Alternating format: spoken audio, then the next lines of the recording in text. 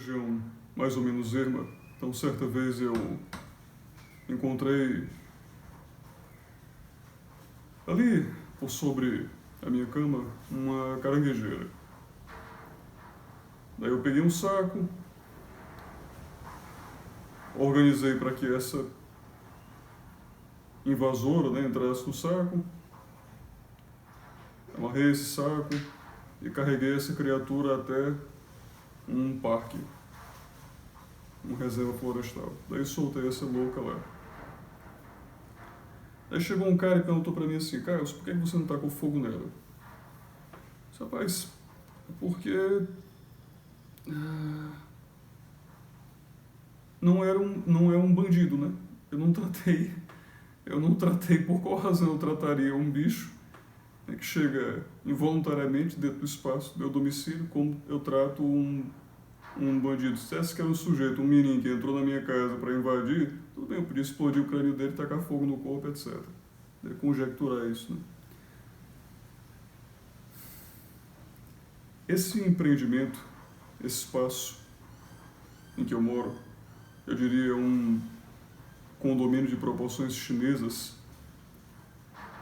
eu tenho certeza que quando isso aqui foi construído, ninguém foi até os galhos, né, ou, por exemplo, as tocas dos calangos e perguntou aos calangos como que eles se sentiam com o ato de se construir isto aqui sobre esse imenso pedaço de terra. E eu tenho certeza também que a maioria, para não dizer talvez a totalidade dos indivíduos que compraram espaços dentro desse empreendimento imobiliário, nunca tiveram nenhum concernimento sobre o quão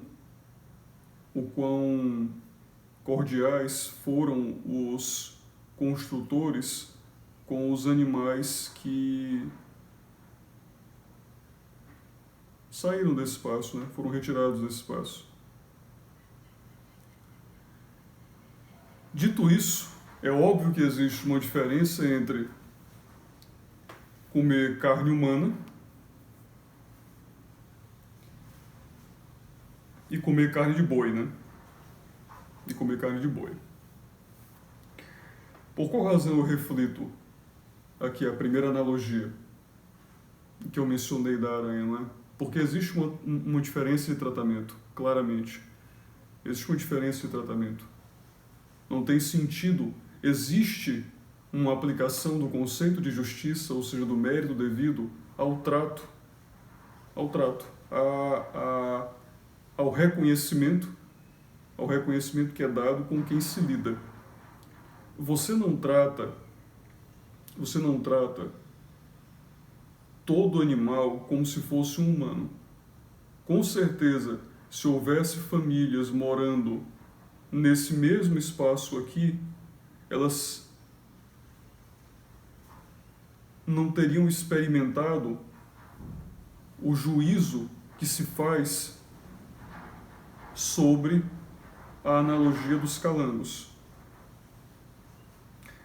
É bem possível, contudo, que os indivíduos, e eu digo a mesma maioria, que compraram espaços aqui, não tenham sequer tomado qualquer concernimento sobre, por exemplo, os construtores desse empreendimento imobiliário terem expulsado as famílias que aqui estivessem, do mesmo jeito que fizeram com os calangos.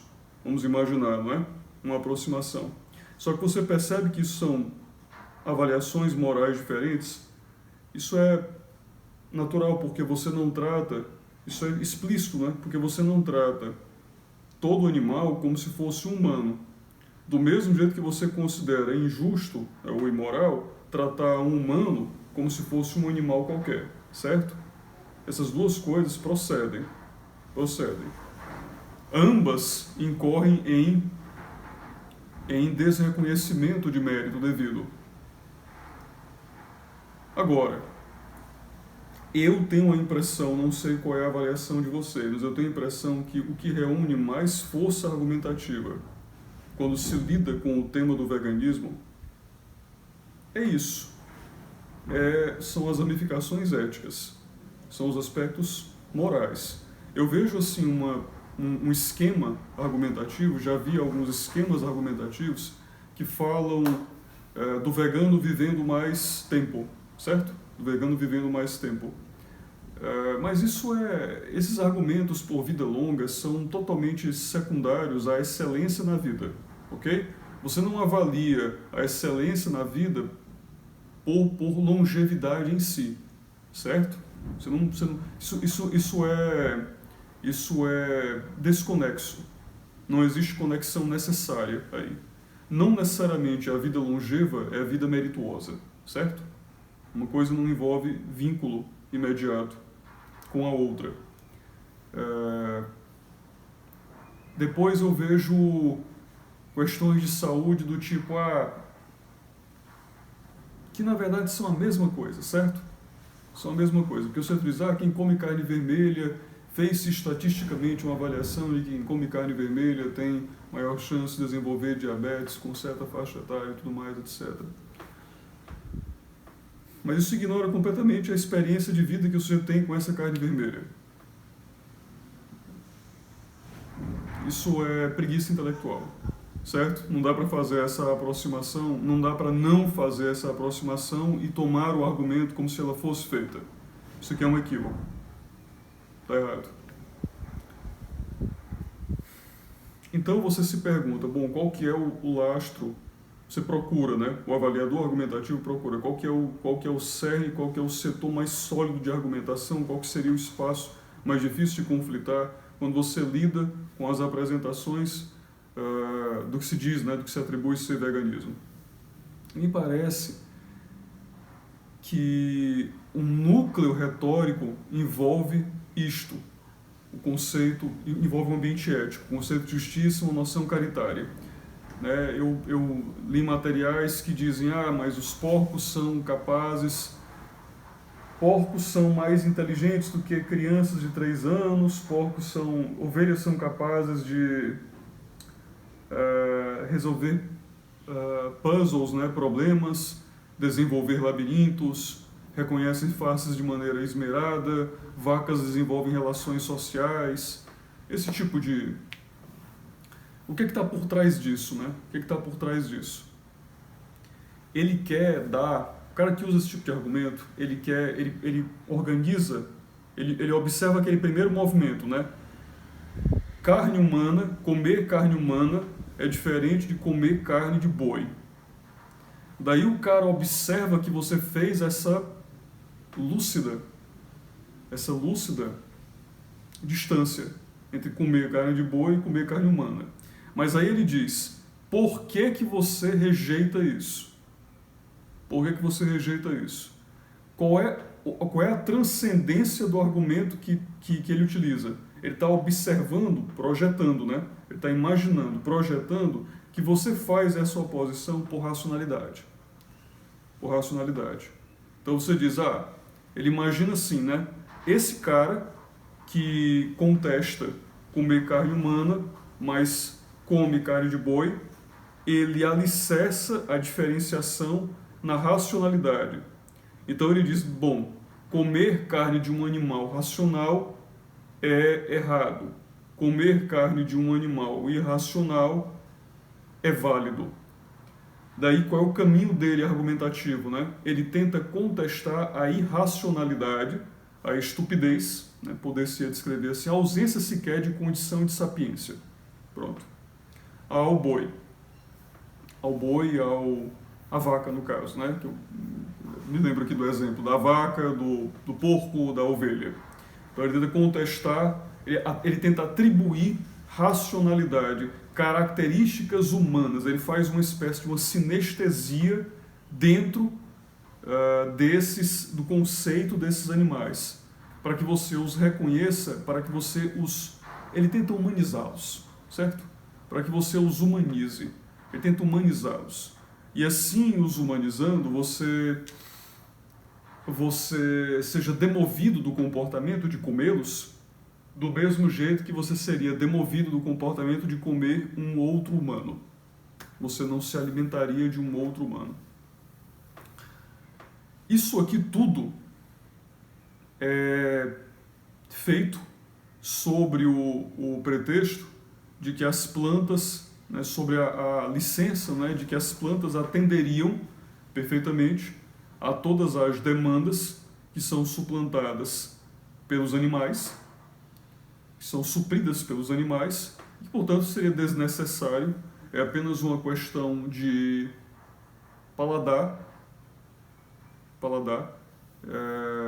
você atacar, né, e comer esses animais, atacar e comer esses animais. É interessante porque,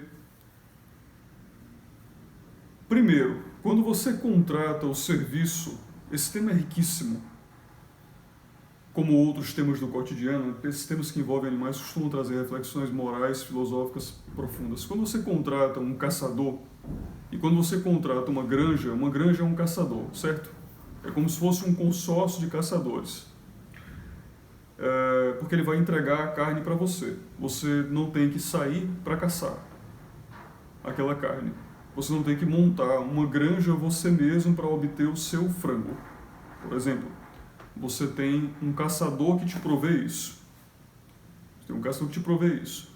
O que é que você quer primariamente desse caçador, né? Você quer que ele te venda um produto de qualidade pelo menor preço possível, como habitual. Na economia você procura isso. Você procura um produto de qualidade pelo menor preço possível. Simples assim. É claro que você quer transparência, não é? É claro que você quer transparência. Você quer saber se o sujeito tem higiene, né? Um produto de qualidade. Você quer saber se o sujeito tem higiene. É um produto de qualidade. Agora, vamos imaginar que dentro do conceito de qualidade esteja a ideia de tratar bem o animal. Eu observei certa vez um vegano, né, que levantava o argumento de que a vaca via ali o argumento sendo usado, a vaca era pinçada no cérebro, era violentada, porque pinçava-se no cérebro para erguê-la, então as suas gargantas eram cortadas, ela estava consciente durante o processo, tem percepção, e os porcos eles conseguem desenvolver emoções de otimismo e pessimismo, sensações emotivas, né, de pessimismo, otimismo, independente de como isso seria avaliado, da qualidade e da precisão dessa avaliação.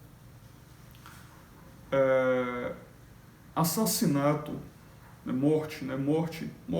Se o cara matou a tua vaca, se o cara matou a vaca eu vou receber.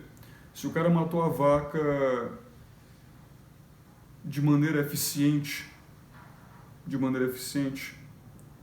provavelmente você vai encontrar o conceito de qualidade que você procura. Certo?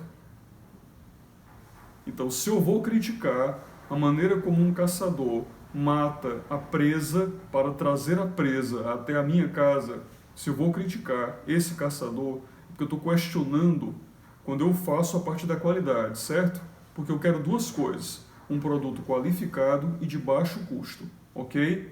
Eu quero um produto qualificado de baixo custo. Não adianta você fazer analogias com outras opções, seja qual for, do que se coma, sem você contestar o produto em qualidade e baixo custo. Senão você incorre de fato apenas e isoladamente numa questão caritária. Você vai dizer, o sujeito ele é um escroto. Pronto. Você vai acusá-lo de escroto, um inumano, alguma coisa do tipo. Mas tudo bem, vamos nos concentrar aqui na qualidade e na economia. Se o cara te entrega, se você reconhece a eficiência do cara, é porque o cara te entrega um produto de qualidade e a um preço justo. A um preço justo. Talvez até você diga, é até barato. É até barato. Produto de tão boa qualidade que é até barato. Então você quer um produto barato de baixo custo. Tudo bem. Então você não questiona como que esse caçador vai prover, senão pelo conceito de eficiência. Você quer um alimento eficiente deste conjunto de realidade, nesses termos. Isso é o que interessa quando você contrata um caçador. Agora, vamos proscrever os caçadores. Vamos excluir, vamos fazer disso uma impossibilidade. Todos devem, então, se alimentar de outro modo, né, de outra sorte. Eu não mais mato esses animais, eu impeço que esses animais sejam mortos. Eu considero isso... Eu estabeleço um pacto social para que esses animais não sejam mais vítimas, não resolvam mais a alimentação de ninguém, certo? Não resolvam mais a alimentação de ninguém. Esses animais não vão mais ser utilizados para alimentação de ninguém. Todos passam a ter de comer da maneira como então o vegano propôs. Isso não faz dos animais dotados de natureza diferente. Isso não altera a natureza do animal. Isso só faz com que o sujeito que come essas plantas exclusivamente imponha o seu padrão comportamental a outrem. Isso não altera a condição do animal. Isso não altera a condição do animal. É também importante levar em consideração que quando você consome, eu não sei se essa é a sua assertiva, né? Eu digo a do ouvinte, né? Não sei se você tem essa impressão, mas eu quando vou procurar, como acabei de exemplificar, quando vou procurar o resultado de uma caça, eu quero uma peça de qualidade e a baixo preço. É isso que me interessa, uma peça de qualidade e a baixo preço. Quero alta condição nutritiva com a menor condição de custo. É isso que me interessa. O que o cara vai me dizer é que eu, por ter este valor comigo, sou injusto com a condição desses animais. É errado isso. Eu não sou injusto. Ele tem que levar em consideração, ele está pressupondo que eu ignoro que porcos tenham a capacidade de raciocínio de 3 anos. Eu não ignoro, eu apenas considero irrelevante. São coisas diferentes. O que ele tenta no processo de aproximação do porco com um humano, tentando aproximar a condição de racionalidade do porco a de um humano, e dizer, é como se ele virasse para mim e dissesse, por qual razão você não come então crianças de 3 anos? Porque não é exclusivamente a racionalidade, meu filho, que é o elemento a fazer diferença aqui. Não é exclusivamente a racionalidade. Ou seja, você não escolhe os animais que você come por uma escala de percepção, de qualidade perceptiva ou de operabilidade lógica. Não tem nenhuma reflexão com isso. A lógica não entra aqui. O que entra é uma questão de poder. Poder são 2 elementos fundamentais que operam aqui. 2 elementos fundamentais que operam aqui. Sim, uma questão de poder. Essa questão de poder significa, a humanidade pode, se a humanidade não pudesse escravizar bois não seriam comidos pela humanidade. A humanidade pode escravizar bois. Porque a humanidade escravizou bois, esse sujeito que hoje está ali diante do seu computador refletindo a respeito de qual é o prato vegano que ele vai fazer hoje, ele tem que levar em consideração que toda a realidade com a qual ele lida é edificada desse modo. Ele não sai de casa olhando para o chão com receio de pisar em formigas, eu suponho. Ele não sai de casa olhando para o chão com receio de pisar em formigas. Ele anda pela rua, correto? Pela mesma calçada que ele sabe que foi toda construída debaixo do sangue de muito animal escravizado. Aqueles pedreiros todos comiam veganamente. Ele sabe disso. Ele reconhece que a realidade dele é resultado de uma carnificina. Ele reconhece isso, eu suponho. Ele transita por essa realidade, eu suponho. O que eu imagino é que ele talvez projete a imaginação de querer mudar esta realidade, né, alterar esta realidade. Melhor maneira dele assim o fazer é sistematicamente produzir uma alternativa com igual e superior qualidade e igual e melhor condição de custo. Pronto. Essa é uma questão de poder. Então, qual que é o melhor projeto de sucesso para o veganismo? Porque o veganismo não obtém sucesso, né, como programa comportamental. Porque ele não obtém mais sucesso, vou até dizer desse modo, por incompetência política. Por incompetência política. Não está em contestação a racionalidade. Isso aqui não é nem preguiça, é equívoco intelectual. Ficar argumentando a racionalidade dos porcos pressupõe que isso tem qualquer relevância para a composição do prato que eu vou comer hoje. Afinal, eu inclusive nem mesmo almocei, não é esse o meu concernimento quando eu agora vou ali retirar o frango que está assando no forno.